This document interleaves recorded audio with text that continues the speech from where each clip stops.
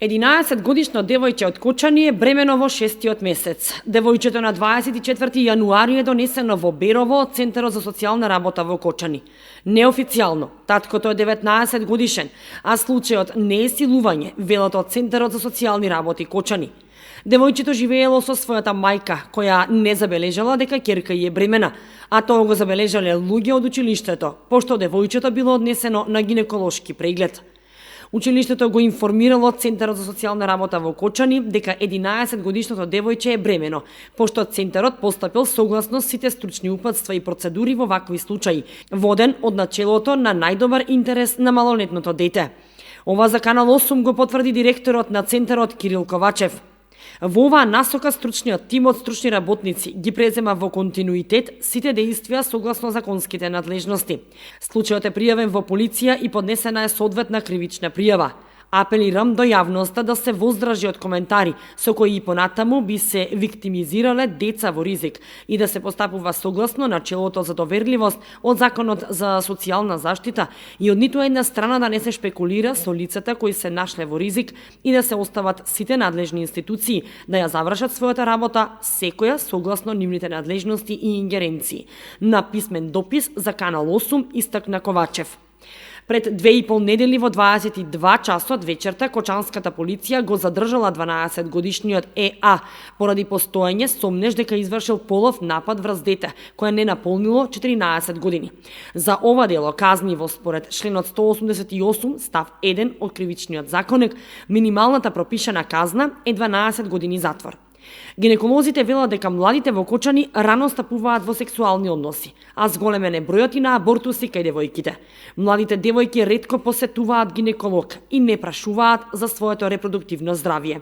Најчеста инфекција кај младите е кандидата, на која што отпаѓа 90% од заболените млади девојки, вели доктор Фонзи Јоруков и додава дека, за жал, зголемен е и бројот на абортусите кај младите.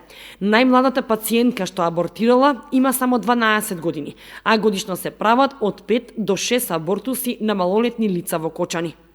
Има доста чести абортуси кај млади лица. На колку годишна возраст е најмладиот пациент? Па најмладиот пациент имало е на 12 годишна возраст. Најмладиот, јас имало е 12 години. Што туку е почнал со менструација и со сексуален однос и веднаш е направена таа работа. Мал број од младите девојки посетуваат гинеколог и се интересираат за своето репродуктивно здравје. И од оние кои прашуваат, повеќе се интересираат за заштита од бременост, отколку за заштита од инфекции, констатираат гинеколозите.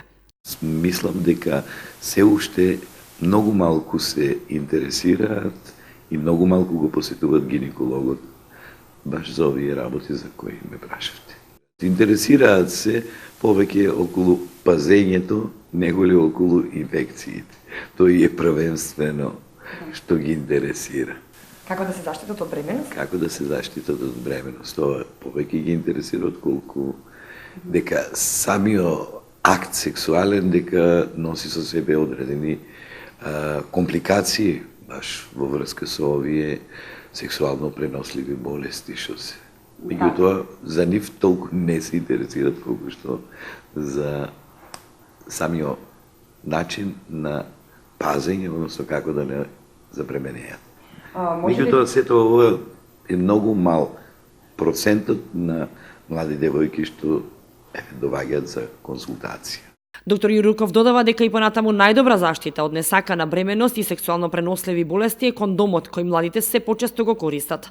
Доктор Јуруков советува, пред да се стапи во сексуални односи, добро да се размисли за последиците од евентуална бременост и сексуално преносливи болести, а консултацијата со гинеколог и родителите е задолжителна. Што се однесува на малолетничките бракови пак, од Центарот вела дека годишно во Кочани се случуваат по околу 4 малолетнички бракови. Младоженците се на возраст над 16 години, а од нив се мешани и од ромска популација, но повеќето се од македонска припадност. Брак повеќе бараат девојчињата, а се добива само со потпис и согласност од незините родители.